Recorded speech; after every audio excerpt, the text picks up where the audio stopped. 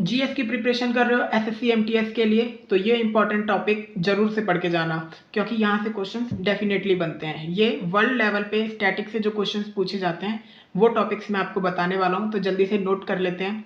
सबसे पहले पार्लियामेंट से क्वेश्चन एक ना एक रहता ही रहता है कि किस देश की पार्लियामेंट को किस नाम से जाना जाता है। फॉर एग्जांपल जापान की पार्लियामेंट को किस नाम से जाना जाता है, तो जापान की पार्लियामेंट को डाइट कहा जाता है। व्हाइट हाउस कहाँ का पार्लियामेंट है, इस तरीके से आपको पढ़ के जाना है। डेजर्ट दूसरा है इंपॉर्टेंट टॉपिक, डेजर्ट यानी कि अलग अलग देशों में कौन कौन से फेमस फेमस रेगिस्तान है, उनके नाम जरूर से पढ़ के जाना।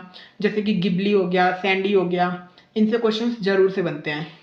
फिर उसके बाद में माउंटेन रेंजेस की फेमस फेमस माउंटेन रेंजेस कहाँ कहाँ पे सिचुएटेड है और उनकी ऊंचाई कितनी है, ये सब फैक्ट आपको अच्छे से याद होने चाहिए। फॉर एग्जांपल रॉकीज कहाँ पर है, रॉकीज से क्वेश्चंस बना था एक बार।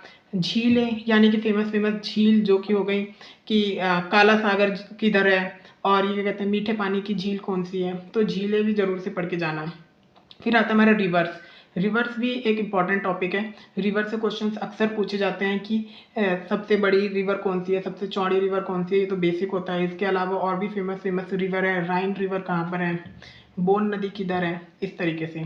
फिर है जो करंट में जो भी देश चल रहे होंगे, अभी करंट में चर्चा में है जो भी देश, उन देश की राजधानी और मुद्रा जरूर से पढ़ के जाना। ये बहुत इंपॉर्टेंट होता है, राजधानी और मुद्रा को आपको पता होना चाहिए।